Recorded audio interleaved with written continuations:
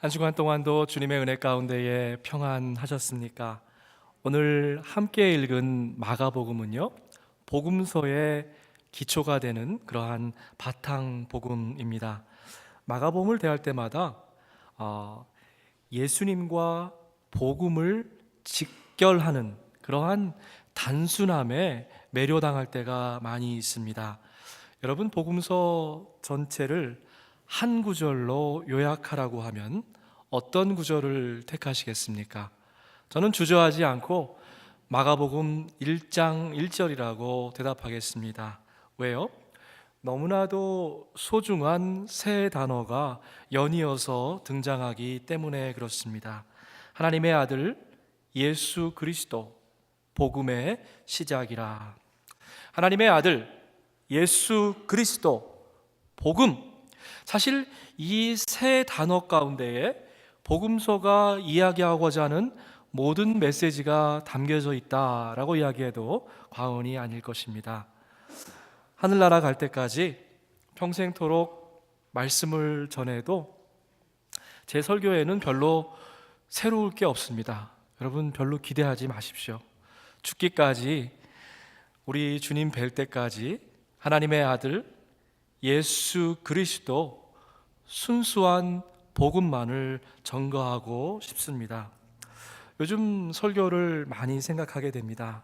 그러면서 마음 가운데 이런 소망이 생겨요. 정말 진짜로 맹물 같은 설교를 하고 싶다. 다른 어떠한 첨가물도 섞지 않은 순수한 복음만을 전하고 싶다. 그런 생각이 들 때가 참 많이 있습니다. 여러분, 열심히 운동을 하고 나서 또 땀 흘려 일하고 나시면 시원한 탄산음료가 생각이 나시지요. 그래서 벌컥벌컥 들여 마십니다. 그런데 얼마 지나지 않아서 더 심한 갈증을 느끼게 됩니다. 그러면 어떻게 해요? 다시 또 소다를 벌컥벌컥 들이마시지요. 그 탄산음료 너무 많이 마시면 어떻게 됩니까? 소다가 중독이 돼요. 그래서요, 자꾸만 더 센 것, 더 강한 것, 더 자극적인 음료수를 찾게 됩니다. 요즘 말씀을 전하는 강단도 그렇게 된 것 같아요. 인스턴트 복음, 인스턴트 음료수에 중독된 것 같습니다. 복음의 본질이 사라져버리고 당장 눈앞에 닥친 문제만을 해결해 줄 해결사의 복음을 찾고 있습니다. 직장 문제, 건강 문제, 가정 문제, 자녀 문제, 결혼 문제, 심지어는 이사 문제까지 우리는 매일 매순간 어찌 보면 이러한 문제 더미에 깔려서 신음하며 살아가고 있지요. 이런 우리에게 필요한 것은 설탕물이 아니라 맑은 맹물입니다. 생수가 필요하지요. 주님께서 말씀하십니다. 누구든지 목마르거든 내게로 와서 마셔라. 나를 믿는 사람은 성경에 이른 것 같이 그의 배에서 생수의 강이 흘러나올 것이다. 사랑하는 교회 여러분, 시원한 말씀의 생수를 마음껏 마셔보셨습니까? 말씀 가운데에 참 평강과 참 자유를 만끽해 보셨습니까? 어쩌면 너무나도 답답하고 컬컬해서 이 책 저 책 신앙 서적도 뒤져보셨을 것입니다. 꼭 부탁드리고 싶은 게 하나 있어요. 신앙 서적을 읽으시려면요, 고전부터 읽으시기 바랍니다. 우리의 귀를 즐겁게 하고 당장 눈앞에 닥친 문제를 해결해 줄 것 같은 그러한 얄팍한 간증집 말고 좀 묵직한 책을 골라서 읽으시기를 바랍니다. 또 인터넷 설교를 들으실 때도 잘 골라서 들으셨으면 좋겠어요. 제가 여러분에게 한 가지 분명한 기준을 드립니다.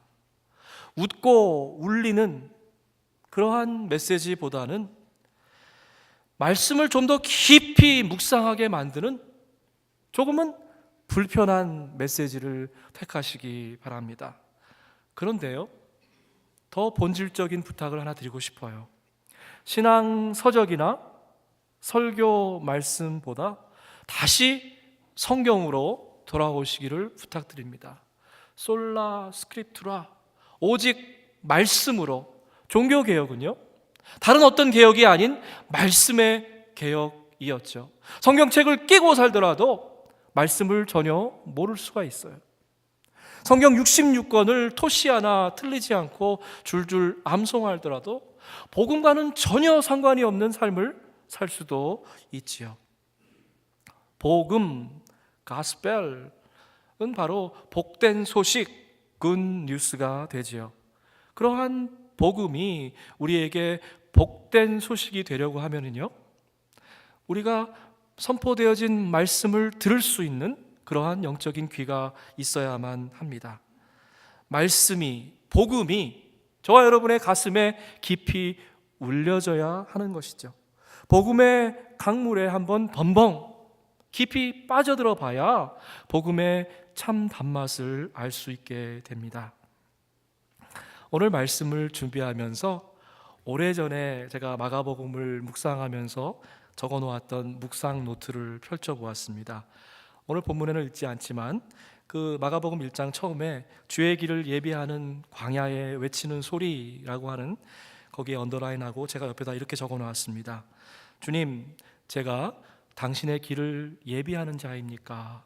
아니면 혹시 당신의 길을 방해하는 사람입니까? 어떻게 사는 것이 주님의 길을 예비하는 삶입니까? 진정한 복음이 있는 곳에 갈급한 심령들이 모여듭니다. 주님, 교회보다 복음이 먼저입니다. 화려한 성전을 짓는 것보다 광야를 외치는 절박한 목소리가 되게 하옵소서. 그리고 또 요한이 주의 신발끈을 풀 자격조차 없다 하는 말에 언더라인하고 이런 묵상을 적어 놓았더라고요.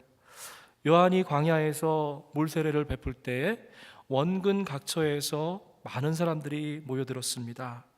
그때 요한을 따르는 제자의 무리도 생겨났지요. 요한은 너무나도 쉽게 교만에 빠질 수 있었습니다. 나를 인정해주고 주위에 칭찬이 가득 찰 때가 정말로 위험한 때입니다. 주님, 내 영광, 내 자랑이 예수 영광, 예수 자랑을 가리지 않도록 늘 깨어있어 기도하게 하옵소서. 그리고 나서 예수님이 요한에게 세례를 받는 장면이 이어지지요. 하늘로부터 소리가 나서 너는 내 사랑하는 아들이라, 내가 너를 기뻐하노라. 얼마나 멋있는 장면입니까? 그런데 그 뒤에 이어지는 그 말씀은 참 놀라운 말씀이 기록되어 있습니다. 그리고 곧, 여러분 이 단어에 좀 주목하기 원합니다. 곧 성령이 예수를 광야로 내보내셨다. 무슨 말이냐면요, 세례 예식을 베풀자마자 우리 예수님을 광야로 선교사로 파송한 것입니다.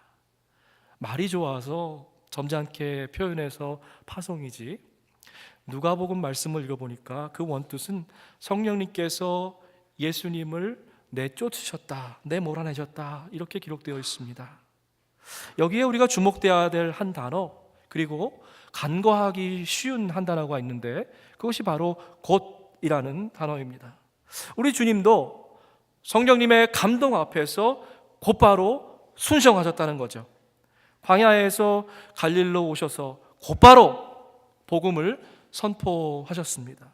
때가 찼다, 하늘나라가 이제 가까웠다, 회개하여라, 복음을 믿어라.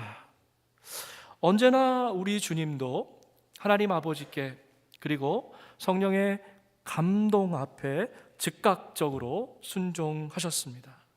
주님이 저와 여러분을 부르실 때에도 우리가 곧바로 순종하기를 기대하시지요. 다른 모든 사역들에 앞서서 주님께서는 어부들을 제자로 불러주셨습니다. 불러주신 제자들을 친히 가르치시고 함께 사역하셨지요. 제자들과 동고동락 함께 다니시면서 귀신도 내쫓고 병도 고쳐주시고 그리고 가장 중요한 사역인 전도 사역을 함께 하셨습니다. 우리 주님께서 행하셨던 교육 방법이 두 가지가 있어요. 첫 번째는 현장 학습입니다. 모든 기적을 제자들에게 오픈해 주셨어요. 두 번째는 눈높이 교육이었습니다. 절대 포기하지 않고 끝까지 인내하시면서 제자들의 수준에 맞춰서 가르쳐 주셨습니다. 그런데요, 우리 주님께서 뽑으신 12명의 제자 리스트를 보면 참 제가 당황하게 됩니다. 오합지졸만 모아놓은 것 같아요. 웬만한 사람들 같으면 그 주님의 엄청난 기적 앞에, 위대한 말씀의 능력 앞에 변화되어도 벌써 변화됐을 것 같아요. 근데 제자들은 어떻습니까? 주님, 내가 목숨 다해서 끝까지 따라가겠습니다. 그렇게 했는데 십자가의 죽음 앞에서는 어떻게 해요? 걸음아 날 살려라 하고 다 도망을 갔지요. 여러분, 당연한 질문이 생깁니다. 주님께서는 왜 그런 변덕쟁이, 이렇게 했다 저렇게 했다 마음을 바꾸는 어부들을 제자로 부르셨을까? 어디 그뿐입니까? 나를 따라와라, 내가 너희를 사람 낚는 어부가 되게 하겠다. 왜 이 어부들에게만 이런 엄청난 축복의 메시지를 주셨을까? 수많은 사람들 가운데에서 4명만을 콕 집어서 제자로 삼았을까? 시몬과 안드레, 야고보와 요한, 이 4명을 좀 우리가 좀 살펴봤으면 좋겠어요. 우선 떠오르는 생각은 별로 내세울 게 없는 사람들이죠. 예수님 당시의 어부들은요, 아마 별로 그렇게 존경받는 직업은 아니었을 것입니다. 소위 3D, 더럽고 위험해서 피하고 싶은 그러한 직종이었을 것 같아요. 주님께서는 바리새인이나 사두개인들, 서기관이나 신학자들을 부르지 않으셨습니다. 스스로 잘난 맛에 사는 사람들은, 그런 사람들에게 예수님이 필요가 없었을지도 몰라요. 잘 나가는 사람들에게는 우리 주님이 오히려 불편한 걸림돌이 될지도 모릅니다. 그렇다면 어부는 어떤 사람들입니까? 데일리 캐치, 정말 하루 벌어서 하루 사는 그런 사람들이죠. 혹시라도 날씨가 굳어서 고기 낚으러 갔던 그 아버지가 빈 어망을 들고 들어오면 아이들은 그런 생각할 것 같아요. 오늘도 또 굶는구나. 정말 형편과 처지는 달라도 우리는 모두가 사실 어부와 같은 존재 아닙니까? 정말 열심히 살아야, 성실하게 살아야 되지요. 우리 비즈니스 하시는 교우들에게 물어보니까 그 어떤 해보다도 지난해가 정말 어려운 해였다. 열심히 일해도 쌓이는 것은 아무도 없는 그러한 한 해였다라는 말씀을 하시더라고요. 주님께서 부르셨을 때 시몬과 안드레는 바다에서 그물을 던지고 있었습니다. 주님께서 부르셨을 때에 야고보와 요한은 배에서 그물을 기우고 있었습니다. 무슨 말이에요? 4명의 어부는 그들의 삶의 현장, 배와 바다를 떠나지 않고 성실하게 낚시질하고 있었습니다. 성경은요, 늘 자기 자신의 삶에 최선을 다하는 그런 사람들을 선지자로, 사역자로 불러주십니다. 열심히 바다에 그물을 던지고 또 헐거워진 그물을 기우면서 그 4명의 어부들은 무슨 생각을 했을까요? 아마도 성경의 그 행간을 읽자고 하면 삶의 의미에 대해서 생각했을 것 같습니다. 고기를 낚아 올리는 것보다는 이제 좀 삶의 의미를 건져내고 싶다라고 하는 그러한 소망이 그들에게 있었을 것입니다. 주님께서 4명의 하찮은, 보잘것없는, 알려지지 않은 어부들을 사람 낚는 어부로 부르셨을 때에 그들은 잠시도 주저하지 않았습니다. 마가복음의 기자는 곧 즉시, immediately라고 하는 단어로 이 장면을 생동감 있게 묘사하고 있지요. 주님께서는 그 네 명의 어부들의 마음속 깊은 곳을 꿰뚫어 보고 계십니다.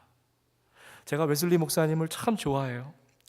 그분은 정말 말 타고 다니면서 수많은 정말 설교를 했습니다. 셀 수 없는 설교를 하셨는데 그 와중에도 주석을 쓰셨어요. 성경 전체를 주석으로 쓰셨는데 그 주석이라는 것이 다른 것이 아니라 자기가 말씀을 읽고 은혜 받은 것을 적어 놓은 묵상 노트입니다. 그런데 오늘 그 예수님께서 제자들을 부르시는 그 장면 옆에 이런 글을 써놨습니다. 주님의 첫 번째 부르심에 즉각적으로 순종하는 사람은 얼마나 행복한가. 제가 이 구절을 읽고 잠시 멈춰섰어요. 멍해졌습니다. 정말 그렇구나. 물론 주님께서 저와 여러분이 즉시 응답하지 않아도 다시 또 세컨 찬스를 주시고 불러주시죠. 그런데요, 어차피 그 부르심에 응답할 거면 여러분 곧바로 순종하는 것이 얼마나 더 아름답겠습니까? 자녀들 다 길러보셨잖아요. 아이들에게 뭔가를 이야기했을 때 즉시 순종하는 아이가 있고요, 요리 빼고 조리 빼다가 결국에 가서는 하는 아이가 있습니다. 근데 여러분, 부모의 마음은 어떻습니까? 하나님의 마음도 다르지 않다라고 생각합니다.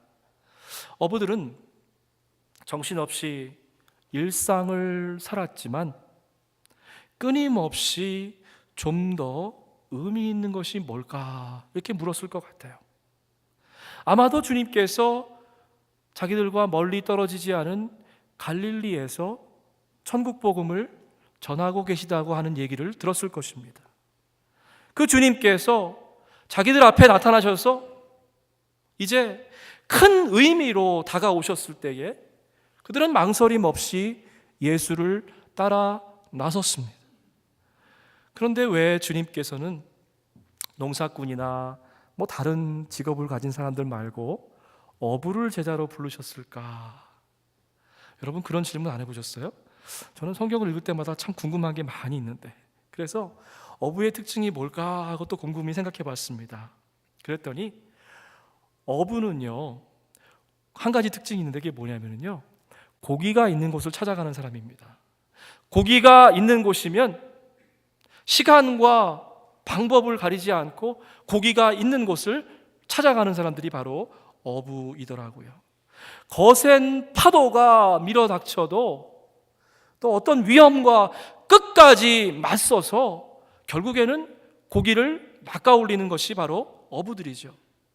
어부의 존재 가치는 무슨 그 물고기 낚는 거를 뭐 학술적으로 설명하는 그런 것이 아닙니다. 고기를 낚아올리는 그 순간에 비로소 그들의 존재 가치가 아름답게 빛나게 되는 거죠. 고기를 잡기 위해서 부단히 노력합니다. 자, 그렇다고 하면 사람을 낚는 어부가 되는 것은 무엇이겠습니까? 한 영혼을 사랑해서 그들을 건져 올리는 불타는 전도자의 심령을 갖게 되는 것이죠. 소돔 같은 거리에도, 아골 같은 골짜기에도 복음 하나 붙잡고 나가는 것입니다. 제가 존경하는 우리 고 옥하는 목사님께서 제자 훈련을 하실 때 첫 시간에 늘 강의하는 게 있습니다. 바로 광인론, 미친 사람에 대해서 이야기합니다. 한 영혼이 불쌍해져서 마음이 뜨거워지고 그래서 전도에 미친 사람이 된다라고 하는 것입니다. 이 4명의 갈릴리 어부는요, 예수님으로부터 부르심을 받고 그들의 마음 가운데에 불타는 전도의 소명이 생겨서 초대교회의 전도자가 되었습니다. 그리고 결국에는 4명 모두 다 순교자의 길을 걷게 되지요. 에레미야 선지자의 귀한 고백을 들으시기 바랍니다. 주님의 말씀이 나의 심장 속에서 불처럼 타올라 뼛속까지 타들어가니 나는 견디지 못해 주의 말씀을 전합니다. 사랑하는 워싱턴 교회 교우 여러분, 언제 마지막으로 복음을 전해보셨습니까? 언제 마지막으로 한 영혼이 불쌍해서 그 뜨거운 마음을 가지고 전도해 보셨습니까? 나를 따라오너라? 내가 너를 사람 낚는 어부가 되게 하겠다. 여러분, 이것은 어떠한 의무를 지어주시는 것이 아니라 사실은 우리에게 축복으로 던져주신 그러한 말씀이지요. 주의 말씀이, 주님의 거룩한 초대가 오늘 여러분의 귀에 들려지기 원합니다. 왜? 무엇 때문에 주님의 이 귀한 초대에 선뜻 그렇게 하겠습니다 응답하지 못하십니까? 가진 것도 배운 것도 이름도 없고 보잘것없던 이 4명의 어부들은요, 예수님이 부르셨을 때에 즉시 그물을 던져주고 예수님을 따라갔습니다. 여러분, 오해하지 마세요. 직업도 하시던 일도 모든 거 다 내려놓고 풀타임 전도사가 되라고 하는 말이 아닙니다. 인생의 목적과 삶의 비전이 오늘 좀 업그레이드 돼야 된다는 말씀을 드리고 싶습니다. 지금까지는요, 내 가족과 나만을 위해서 생계의 수단으로 밥벌이 그릇으로 그 삶의 그물을 붙잡고 살았어요. 근데 예수님께서 부르셨습니다. 그것은 이제부터는 너에게 좀 더 깊은 인생의 의미, 참된 의미를 주려 한다. 육신의 그물이 아니라 이제 영혼의 그물을 붙잡아라고 하는 거룩한 명령이시지요. 사랑하는 교회 여러분, 제가 여러분에게 좀 듣고 싶은 말이 있어요. 이런 말을 좀 많이 들었으면 좋겠습니다.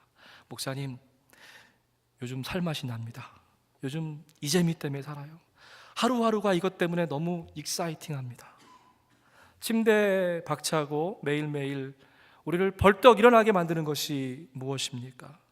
아무리 지치고 힘들어도 우리의 가슴을 설레게 만드는 그 무엇이 있어야 하지 않겠습니까? 우리의 심장을 뜨겁게 달구고 박동질 치게 만드는 그러한 삶의 의미를 오늘 건져 올려 보십시다.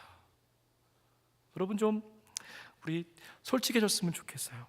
힘들다 죽겠다 그렇게 입에 달고 사시지만 가만히 보면은요, 정말 힘든 거는 몸이 아닌 것 같아요. 왜 내가 이 땅에 이렇게 살고 있는지 분명한 목적의식이 없어서 힘든 것이 아닙니까? 삶의 의미를 바로 세우게 되면 어떠한 고난과 역경에 맞서서도 오뚜기처럼 다시 일어날 수 있는 그러한 복된 인생이 되지요. 왜 사냐? 뭐 때문에 사냐? 이것은 우리에게만 주어진 질문이 아니라 나사렛 예수 그리스도에게도 똑같은 질문이 주어졌습니다. 놀랍게도 이 질문에 대해서 주님은 이렇게 대답하십니다. 가까운 여러 고을로 가자. 거기에서도 내가 말씀을 선포해야겠다. 내가 이 일을 하러 왔다. 예수님의 사명 선언문, 존재 선언문입니다. 놀랍지 않습니까? 만약 누군가 여러분에게 뭐 때문에 사십니까?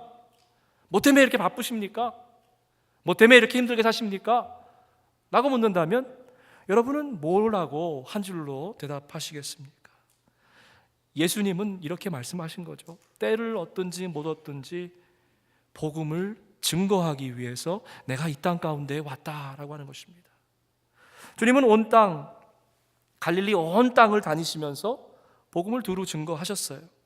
갈릴리 지방은요, 위아래로 63마일 그리고 가로로 33마일 되는 그러한 땅입니다. 요즘처럼 자동차가 있는 게 아니에요. 꼬박 4, 5개월을 걸어야 모든 마을에 가서 전도할 수 있는 것입니다. 주님께서 갈릴리 전도 여행을 떠나시기 전에 가장 먼저 하신 일이 있는데 그것이 바로 기도하시는 일이었습니다. 여러분, 왜 전도하지 못합니까? 왜 사랑을, 복음을 나누지 못합니까? 기도하지 않기 때문에 그래요. 기도할 때에 전도하고 싶은 마음이 불릴 듯 일어나지요. 기도할 때만 영혼을 향한 뜨거운 사랑을 체험하게 되고 주님께서 부어주시는 그 사랑으로 전도할 수 있게 됩니다. 성경을 곰곰이 보니까 우리 주님은 새벽 아직도 밝기 전에, 요즘 시간으로 계산하니까 한 새벽 3시쯤 되는 것 같아요, 일찌감치 일어나셔서 한적한 곳에 가셔서 기도하셨어요. 하나님의 아들이신 예수 그리스도도 전도 여행을 앞에 두고 뭐 하셨어요? 기도하셨습니다. 2가지 기도하셨을 것 같아요. 하나는, 하나님의 영광을 제가 대신 받지 않게 해주십시오. 그리고 나서 아마 이런 기도하셨을 겁니다. 이제 곧 시작될 1차 갈릴리 전도 여행을 하나님께 맡깁니다. 여러분, 우리들의 새벽 기도도, 그리고 아침에 눈뜨고 일어나서 제일 첫 번째 드리는 기도도 주님의 기도를 닮아갔으면 좋겠습니다. 하나님, 오늘 하루를 몽땅 전체 하나님의 손에 먼저 맡겨드립니다. 하나님, 내 영광, 내 자랑이 아니라 하나님께만 영광 돌리는 복된 하루가 되게 하여 주옵소서. 오늘 하루 중에 어느 순간에라도 주님께서 저를 부르시면 그 부르심에 즉각적으로 응답할 수 있는 영적인 민감함을 저에게 허락하여 주십시오. 여러분, 이런 기도를 드리는데 우리 하나님께서 어찌 기뻐하지 않으시겠습니까? 이런 기도를 들으시고 우리 하나님께서 어찌 하늘문을 여시고 안 닫으시고 여러분 우리에게 축복하지 않으시겠어요? 사랑하는 교회 여러분, 다시 한번 본질적인 질문을 드리고 싶습니다. 도대체 뭐 때문에 사십니까? 여러분 삶의 진정한 의미는 무엇입니까? 사람 낚는 업으로 오늘 우리를 불러주시는데 그 부르심에 곧바로 응답하지 못하는 이유가 도대체 뭡니까? 너무 많이 가져서 내 손에 쥔 것들을 놓기가 싫어서, 그래서 선뜻 응답하지 못하기도 해요. 그런데 또 반면에 하나님, 제가 뭘 하겠어요? 저는 아무것도 할 수 없습니다. 부족합니다. 나약합니다. 내가 너무 부족하다고 느끼기 때문에 부르심에 응답하지 못하기도 하죠. 만약 여러분이 그렇다고 하시다면 오늘 교회력 말씀에 있는 고린도전서의 말씀이 여러분을 좀 움직이게 만들고 싶습니다. 하나님의 어리석음이 사람의 지혜보다 더 지혜롭고 하나님의 약함이 사람의 강함보다 더 강합니다.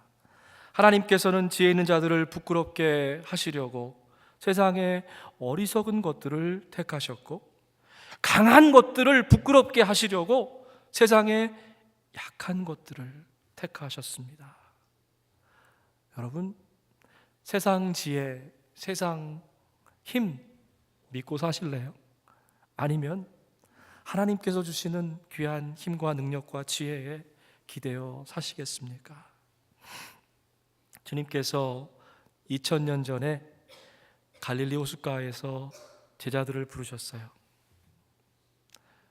주님께서 오늘 우리 예배의 자리 가운데에 메릴랜드 어부들을 부르십니다. 버지니아 어부도 부르시지요. 포토맥 어부, 맥클린 어부, 페어팩스 어부, 지금 불러주시고 계십니다. 아멘.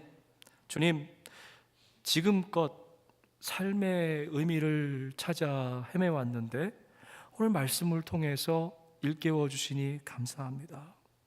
하나님, 내게 남은 인생이 얼마가 될지는 모르지만 이 한 몸 사람 낚는 업으로 헌신하게 하여 주옵소서. 하나님, 내게 주신 시간이 얼마나 남았는지 모르지만 이 한 몸 불태워서 한 영혼을 사랑하는 그 소중한 마음을 가지고 주 앞에 그 영혼들을 인도하게 하옵소서. 혹시라도 우리 공동체 가운데에 함께 예배드린 분들이 여러분 안 보인다고 하면 그분들 좀 찾아가 주세요. 여러분, 사순절 기간 동안 적어도 한 분을 여러분 기억하시고 기도하시면서 우리 부활절 예배까지 한 분을 초대하십시다. 꼭 우리 교회가 아니어도 좋습니다. 가까운 교회에 나가시도록 그렇게 권면해 주시기 바랍니다. 하나님, 우리를 오늘 사람 낚는 업으로 불러주신 것 감사합니다. 주님께서 부르실 때에 곧바로 즉시 응답할 수 있는 귀한 결단을 우리에게 허락하여 주시옵소서. 여러분, 그러한 귀한 결단과 고백이 있어지는 귀한 한 주가 되시기를 주의 이름으로 축복합니다. 아멘. 함께 기도하겠습니다. 하나님, 오늘 말씀을 통해서 저희들에게 사람 낚는 업으로 불러주신 것 참 감사합니다. 부르실 뿐만이 아니라 부족한 저희들을 의롭다 하시고, 의롭다 하실 뿐만이 아니라 영화로운 삶으로 인도하여 주신 것 감사합니다. 하나님, 이 생명, 이 목소리, 이 몸짓 다 멈춰서는 그 순간까지 주의 말씀만을 증거하는 복된 그리스도의 일꾼들이 되도록 인도하여 주옵소서. 하나님, 우리의 삶이 그리스도의 향기가 되기 원합니다. 하나님, 우리의 말과 행동이 그리스도의 편지가 되기 원합니다. 실족한 영혼들, 하나님을 아직 알지 못하는 소중한 생명들에게 다가가는 복음의 전도자들 되도록 우리를 인도하여 주시옵소서. 감사하고 예수님의 이름으로 기도하옵나이다. 아멘.